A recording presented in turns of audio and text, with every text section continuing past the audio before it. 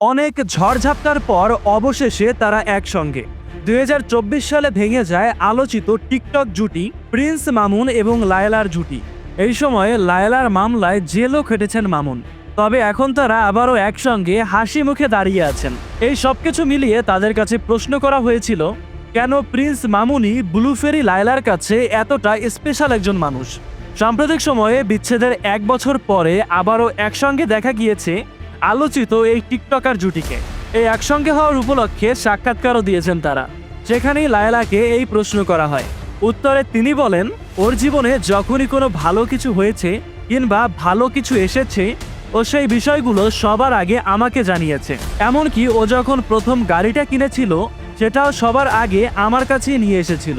এ সময় মামুন জানায় তার মাও নাকি গাড়িতে উঠেছিল, তবে মা ছাড়া যদি অন্য কোনো মেয়ে তার গাড়িতে ওঠার অধিকার রাখে সেটা হলো লায়লা। হাসি মুখে এই সময়ে একে অপরের প্রশংসা করেন এই জুটি। তাদের এই সকল কাণ্ড কারখানা নিয়ে আপনাদের কোনো মতামত থাকলে লিখে জানাতে পারেন।